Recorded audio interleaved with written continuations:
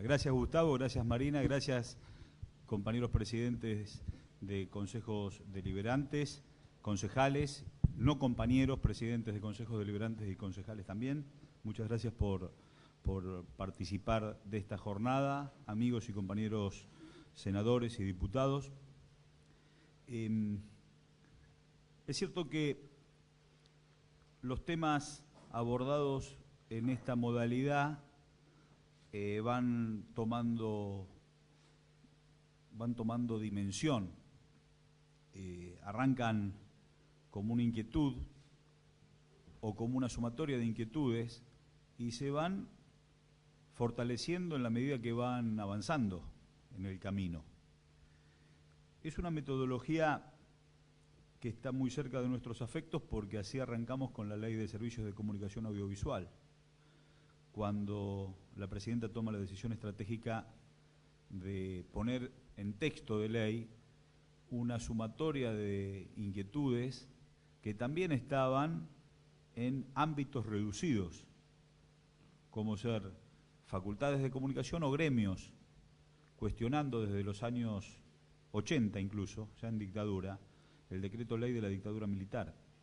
Lo que era imposible es que un gobierno se hiciera cargo de esas manifestaciones, de esas expresiones. Entonces, como el desafío era tan grande, había que tomar el camino más difícil. Esto fue lo que planteó Cristina. Tomar el camino más difícil, no construir un texto y enviarlo al Congreso para que se sancione una ley, sino generar la condición objetiva de la discusión en la sociedad para que cuando el texto llegue a la ley tenga los aportes de todos los sectores y diputados y senadores no se vieran sometidos a la presión de un grupo monopólico de poder que, por supuesto, condicionaba cualquier avance democrático en materia de comunicación. Entonces, arrancamos con foros. Algunos, yo recuerdo el primer foro, que fue en el Chaco, donde el gobernador Capitanich hizo la introducción. Nos acompañó en ese momento Alejandro Verano, que era decano de la Facultad de Comunicación de aquí de La Plata. Fuimos con el Pelado Lieg. Estaba Rafael Bielsa, que había dejado de ser canciller, pero que se había comprometido con la discusión. Y recuerdo que esa mañana chaqueña fueron 65 los expositores en un cine-teatro. 65 ciudadanos y ciudadanas que habían leído el texto de ley, que era el disparador, y que ellos referenciaban, criticando o fortaleciendo, acompañando con otros conceptos, la propuesta que habíamos presentado aquí enfrente, en el Teatro Argentino, un par de semanas antes a ese foro del Chaco. El segundo foro fue en Posadas, y ya hubo casi 700 participantes y más de 200 exposiciones. Entonces empezó a tomar vuelo el concepto. Entonces los ciudadanos decían, donde dice tal cosa, además debería decir esto, esto, esto y esto. Y al pie de página de la ley que después se sancionó, todos esos aportes fueron considerados. O sea, que la construcción colectiva que generaba descalificación en los poderes establecidos, porque después en los Wikileaks decían, ¿qué va a salir la ley de medios si están discutiendo en Ushuaia? 80 tipos discutiendo la ley de medios en Ushuaia era una suerte de espada de Tergopol haciéndole cosquillas a los intereses de los grupos concentrados. Y por eso lo descalificaban. Ahora, esos 80 compañeros de Ushuaia, esos 600 de Misiones, esos 65 que expresaron en el teatro, en el Chaco, más todos los que se fueron sumando, llevaron la discusión a la mesa familiar. Y todos esos aportes fueron entonces considerados. Y cuando llegamos al Congreso, estaba el poder sometiendo, pero había un pueblo movilizado que le daba respaldo a diputados y senadores que durante 27 años de democracia no podían haber abordado jamás el tema. Entonces es una metodología que realmente ha llegado a buen puerto. Nosotros nos amparamos mucho en ese formato. La ley de policía judicial también la fortalecimos en en esa misma propuesta.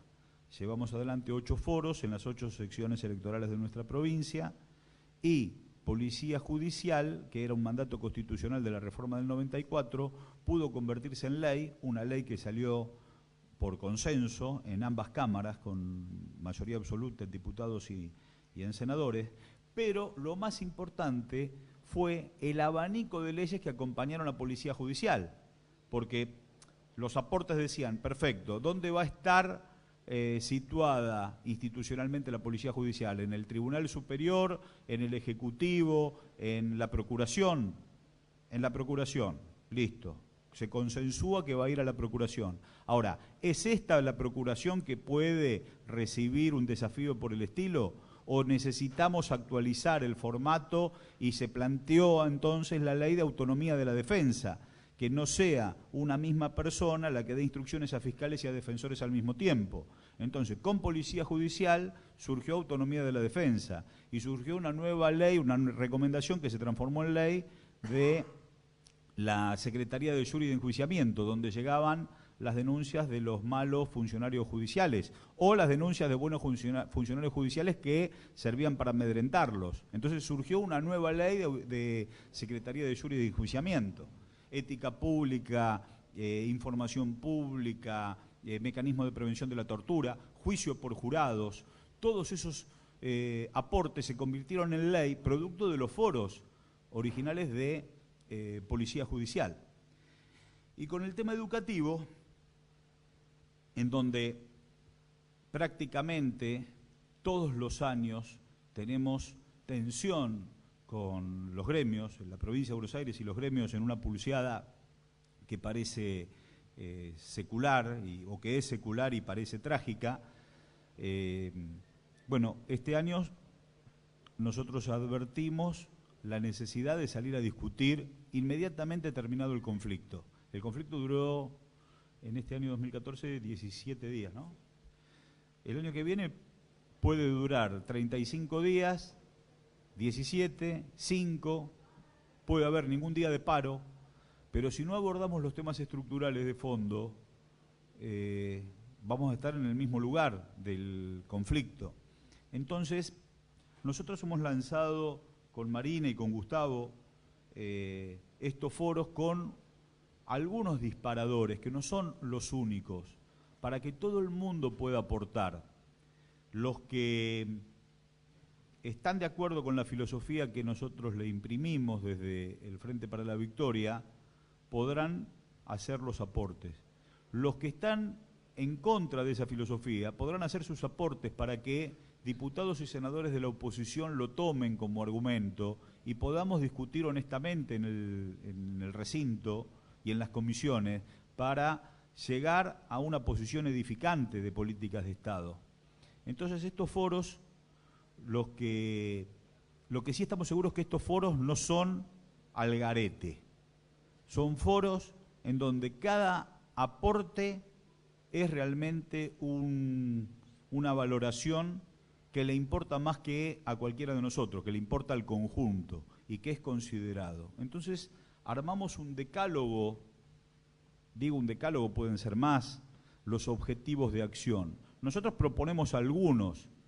En muchos casos la herramienta van a ser leyes, en otros casos la herramienta institucional son decretos o resoluciones, pero de la sumatoria de ese caminito que se van construyendo en estos foros de toda la provincia y que nosotros presentaremos como resultado el 11 de septiembre en Tecnópolis, del resultado final de los aportes también se va a proponer la metodología de acción para llegar a buen puerto. Los que sean leyes, por supuesto, los discutiremos en los recintos y en las comisiones, y los que sean resoluciones las propondremos para que el Ejecutivo tome esas recomendaciones o, por supuesto, las activaremos a partir del 2015 después de la elección y del nuevo gobierno, sea quien sea el partido que le toque gobernar la provincia de Buenos Aires. Esas recomendaciones van a estar ya avanzadas como para no tener que perder tiempo en la aplicación, entendiendo la educación como centro de las preocupaciones de la política pública de la provincia de Buenos Aires. Entonces, nosotros estamos proponiendo jerarquizar a los consejos escolares. Quienes somos del conurbano sabemos muy bien que a la hora de la confección de listas, muchas veces, no digo que en todos los casos, ni en los 135 distritos, pero muchas veces los consejos escolares terminan siendo el premio consuelo de una lista y no la vocación de ciudadanas y ciudadanos que tienen muchas cosas para aportar en esa instancia.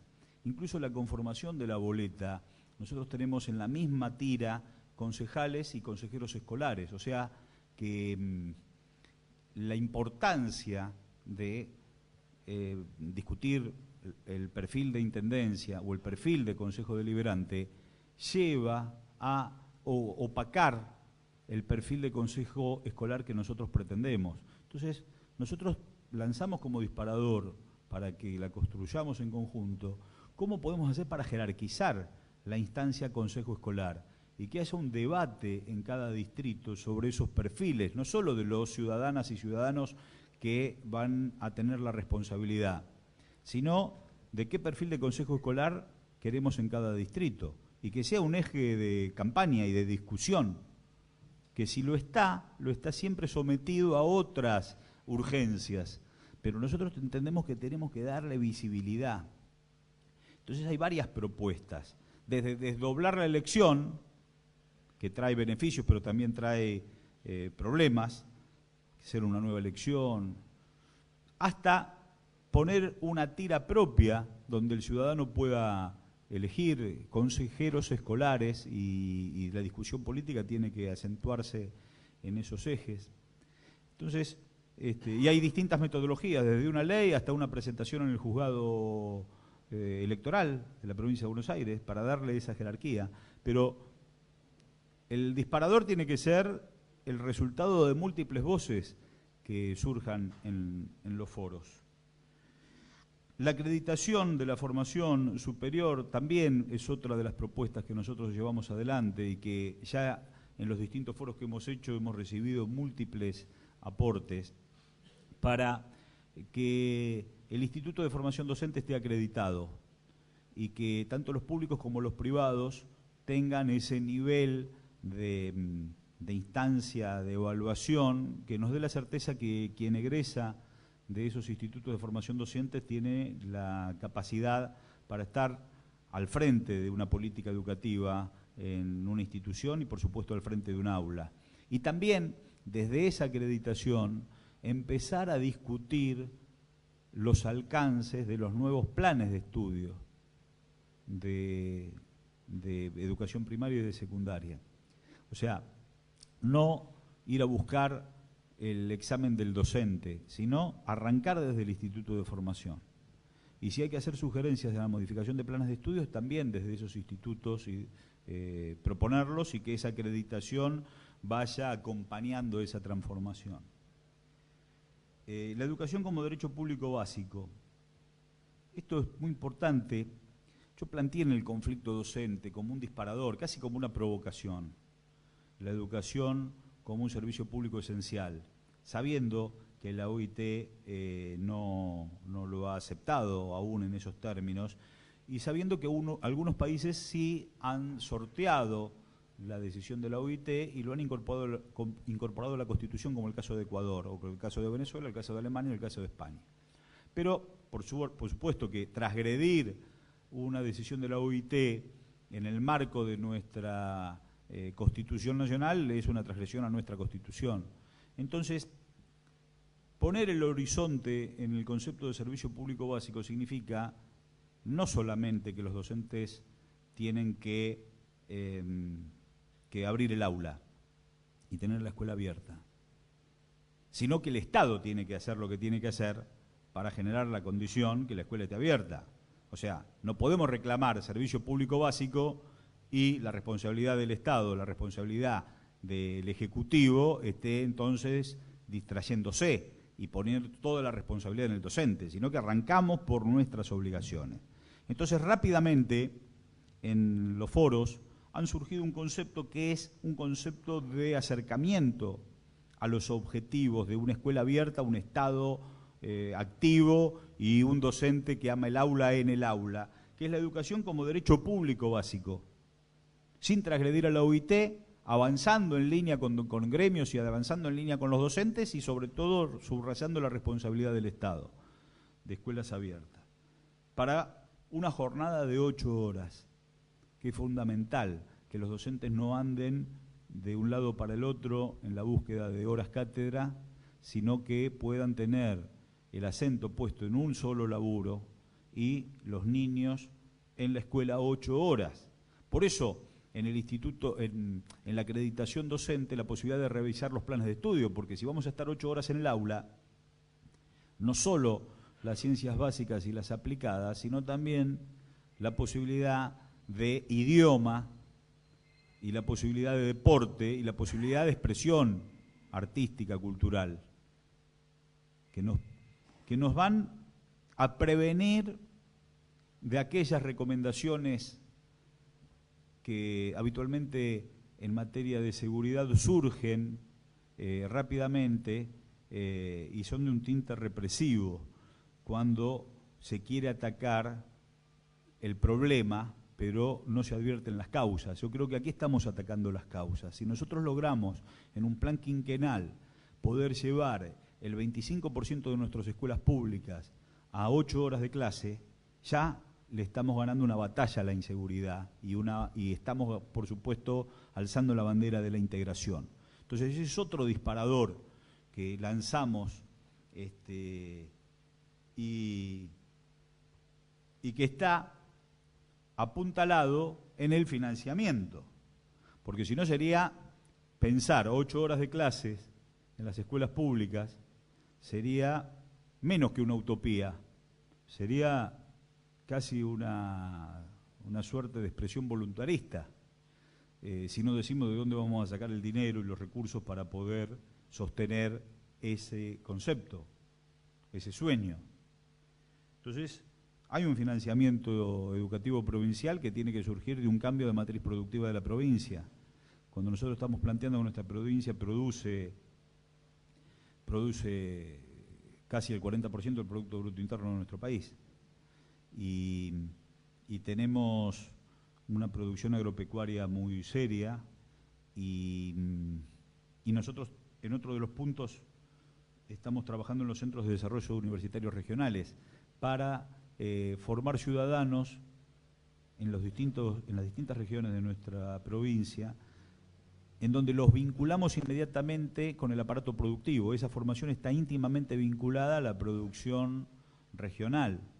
Entonces, metalmecánica en General Belgrano, o técnico en aras de la Universidad de La Plata, en una carrera que no existía y que nosotros la acreditamos en la Facultad de Zoología, de Veterinaria. La Facultad de Veterinaria de la Universidad de La Plata acreditó la carrera técnico en aras para dictar en San Antonio de Areco, por la industria hípica de Areco, y hay más de 60 inscriptos ya cursando esa carrera. Peticeros, paseadores, tienen la oportunidad de formarse en gestión de aras en una carrera de una universidad pública con el prestigio de la Universidad de La Plata, o logística en Quequén, que está dando la Universidad del Centro de la Provincia de Buenos Aires.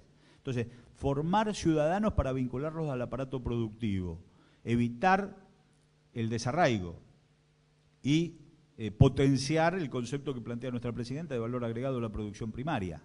Entonces, ese concepto también lo vamos a discutir, lo estamos discutiendo y también lo estamos llevando a cabo. Hay más de 20, no sé cuántos centros están funcionando.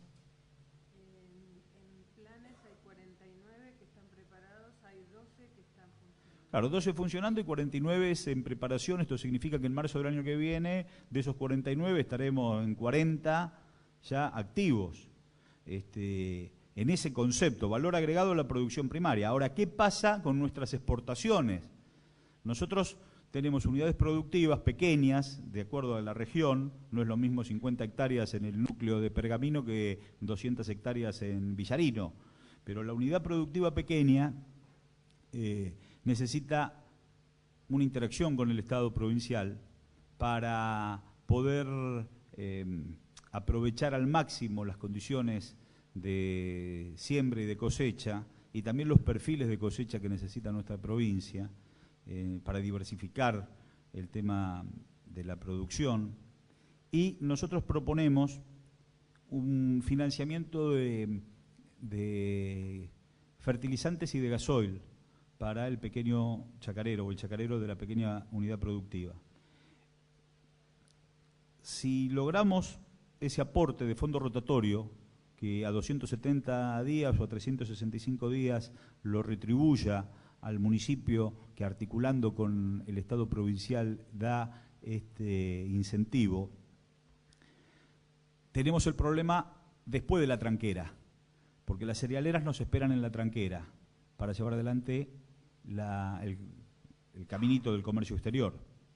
Entonces, junto con ese fomento, generar una unidad de negocios que en términos de mercado pueda exportar compitiendo con esas cerealeras tradicionales.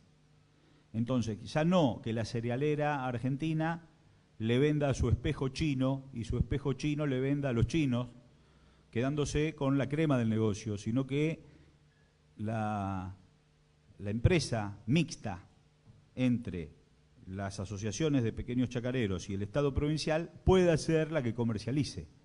Entonces ya evitamos el negocio tranqueras afuera de unos pocos en detrimento del bolsillo del chacarero, pero sobre todo el Producto Bruto Interno de nuestra provincia. Y si gambeteamos esa situación, nos esperan en el elevador del puerto, porque son los mismos que comercializan los que elevan a partir de los consorcios portuarios y de las concesiones que llevan adelante esos consorcios.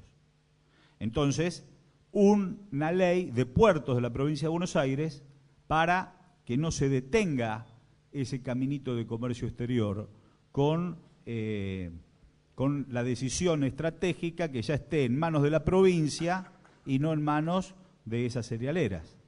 Y si gambeteamos el elevador a partir de la nueva ley de puertos, no podemos permitir que nos esperen en el agua, porque la misma empresa que comercializa, eleva, también transporta. Y la Argentina exporta 20.000 millones de dólares en materia de producción, pero gasta y se nos van del país 8.000 millones de dólares en materia de seguros y de fletes. Entonces, reserva de carga para los buques de nuestra bandera y fomentar una ley o preferencia de carga para los buques de nuestra bandera y generar una ley de reserva de carga que es una ley nacional desde los diputados y senadores de nuestra provincia. Pero la preferencia de carga la podemos activar a partir de la ley de puertos y sobre todo el fomento de la industria de astilleros y armadores, la industria naviera, para que existan esos buques de bandera, porque no hay buques de bandera porque no hay reserva de carga ni preferencia de carga. Entonces se reproduce la lógica de 1880, del tren en ferrocarriles ingleses que transportan nuestra producción, que le ponen el precio a nuestros productos, que lo llevan al puerto de Buenos Aires, que se suben a los barcos británicos, que se paga el flete y el seguro británico y después nos venden el pullover. O sea, no podemos repetir los errores del pasado de un esquema de dominación y de colonización. Entonces, fomento al chacarero, gasoil y fertilizante, empresa mixta, ley de puertos para tener la conducción estratégica de nuestras exportaciones, reserva de carga y preferencia de carga a los buques de nuestra bandera, fomento de la industria naviera. Fíjense que acá tenemos nosotros Astilleros Río Santiago, pero que está funcionando en la zona franca, entonces solo puede producir para el exterior. Así que estamos trabajando sobre el cambio de ley de Astilleros Río Santiago, para que puedan empezar a producir, junto con tantas otras cooperativas y tantas otras empresas de armadores y de astilleros que pueden proveernos de lo que nosotros estamos necesitando. Esto lo planteaba Manuel Belgrano en la Independencia, y nosotros, bueno, tenemos que activarlo. Entonces, ahí vamos a ir a buscar el nicho de esos 8.000 millones de dólares que se nos van para volcar en logística y volcar en educación. Digo logística porque hoy los consorcios portuarios recaudan y ellos solo deciden a dónde volcar esa recaudación. Entonces estamos hablando de 50 millones de dólares que los consorcios deciden ponerlo en dragas, dragado del puerto. Y sacan la arena de un lado y la vuelcan en el otro. Como los pibes en la playa sacan la arena, viene la ola y se vuelve a tapar el pocito ese que sacaron la arena, con nueva arena. Pero eso, como lo manejan ellos, lo deciden ellos, invierten ellos en lo que deciden, ellos tienen la draga, ellos dragan y nosotros no la vemos. Y aparte, no solo que no vemos esa recaudación, no decidimos sobre dónde invertirla, pero a su vez tienen el dominio de toda la cadena de comercialización, que es más grave que dónde invierten la recaudación del consorcio. Por eso el control estratégico de nuestros puertos. Entonces, esa cadena productiva va a acrecentar el Producto Bruto Interno de nuestra provincia. Lo volcaremos en logística y lo volcaremos en educación. Por eso el plan quinquenal y por eso decir vamos al 20-25% de clases de 8 horas, con todo lo que necesitamos también en materia de infraestructura y en materia de sueldo. ¿Pero de dónde la vamos a sacar? De ahí. Ese es el nicho en donde nosotros tenemos que advertir para poder sostener el sueño de una transformación educativa seria y que no termine impulsada de coyuntura todos los febreros y todos los marzos entre el Estado provincial y el gremio. Los centros de desarrollo universitarios regionales, y la formación de oficios y producción, vinculada también a los centros de desarrollo universitarios, articulados entre el Senado, las universidades públicas, los gremios y los municipios. Fíjense ustedes, volviendo a Astilleros Río Santiago, que acá los compañeros lo conocen muy bien, la falta de soldadores a veces se hace un problema. Y la falta de soldadores es producto de una decisión de orden neoliberal que tomaron en los años 90, en el 96, en la Secretaría de Educación de la Nación. Muchos son las caras que vemos en la tele explicándonos todas las teorías del mundo y cuestionándonos todo lo que hacemos. Ahora, la destrucción es en un minuto. Fue Martín Redrado el que cerró, cuando fue secretario de Políticas, secretario de Educación, las escuelas técnicas. Y estaba bien en ese momento, porque la Argentina no tenía un proyecto, estaba bien para lo que eran esas políticas. La Argentina no tenía un proyecto industrial. Entonces, ¿para qué necesitan químicos con un tubito de ensayo poniendo de un lado y del otro? ¿Para qué necesitan soldadores? ¿Para qué necesitan matriceros? Entonces se terminaron las escuelas técnicas y las playas de nuestros puertos estaban llenas de productos importados. Y nosotros tenemos que lograr que las playas de nuestros puertos estén llenas de productos que vamos a exportar con valor agregado de nuestro trabajo. Entonces, la recuperación de las escuelas técnicas en la formación de oficios para vincularlos a ese aparato productivo. Por eso la destrucción puede ser en un día, en un instante, y la construcción es lenta, porque un soldador no se forma de la noche a la mañana. Entonces, poner blanco sobre negro y discutir qué proyecto de país queremos. Es cierto que nosotros podemos cometer errores equivocados. A veces damos en el error acertado y está bárbaro, pero el error equivocado es un problema. Quien gobierna comete errores. Lo que no podemos es repetir los errores del pasado. Y la oposición habitualmente subraya los errores y tiene la suerte de no expresar qué proyecto de país quiere y qué esconden en la crítica a los errores, fundados o infundados, que nos subrayan, pero se callan qué país quieren. Y nosotros tenemos que plantear qué proyecto de país queremos y discutirlo entre nosotros y también discutirlo con la oposición. Entonces, ¿queremos soldadores, queremos matriceros, queremos técnicos? ¿O volvemos a como ocurrió en la Escuela Técnica de Lima, la que provee de técnicos y trabajadores en Atucha, a después de la resolución del año 96, a criar conejos dentro de la escuela técnica porque no había a quien formar en materia de lo que necesitaba Atucha, porque no iba a haber Atucha?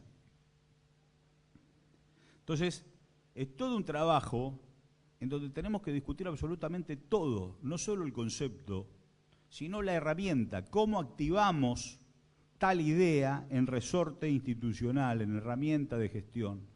Y para eso están puestos estos ejes como disparadores. Primeros disparadores, nos estaremos olvidando de un montón de ejes, pero que en el ida y vuelta van surgiendo y van apuntalando y van reconvirtiendo. Entonces, este Esta reunión es precisamente para involucrar a todos los compañeros y no compañeros de los consejos deliberantes y presidentes del consejo con esa responsabilidad institucional en los temas de discusión de lo que para nosotros es la política, que es la discusión de ideas. Si podemos aportar en esa dirección, vamos a generar un instrumento que va a ser de gran validez para las políticas de Estado de nuestra provincia. Y por eso hoy los molestamos con este día, para que se lleguen hasta aquí a interactuar entre ustedes y también a potenciar esa discusión en cada distrito. A veces somos poquitos y a veces somos una muchedumbre. Y eso está bueno porque en ambas ocasiones surgen ideas fuerza que son consideradas. Y bueno, trabajaremos para que el 11 de septiembre, en el Día del Maestro en Tecnópolis, podamos dar el disparador, o el segundo disparador. Ya sería el borrador de lo que después se va a instrumentar, tanto en la legislatura, o en la justicia, o en recomendación del Ejecutivo. Porque aquí tenemos que buscar las herramientas que nos brinden los tres poderes. A mí se me ocurre también el Poder Judicial en materia del instrumento del Consejo Deliberante. Nosotros quizás con una resolución del juez federal en materia electoral podemos darle la categoría que estamos impulsando para los consejos escolares. Así que esa es otra de las alternativas que tenemos que ir buscando. Y por supuesto, las resoluciones de orden administrativo dentro de la misma Dirección General de Escuelas, en materia de infraestructura, en materia de abordaje de los ausentismos y del pedido médico, bueno, en una serie de cosas que pueden volcarse en resoluciones o en decretos que podemos recomendar. Así que bueno, no los entretengo más, los dejo con Marina y con Gustavo y nuevamente agradecerles a todos no solo la presencia, sino también la vocación de poder tener estas banderas de discusión política institucional que agigantan las políticas de Estado. Muchas gracias. Agradecemos la palabra del vicegobernador de la provincia de Buenos Aires, Gabriel Mariotto.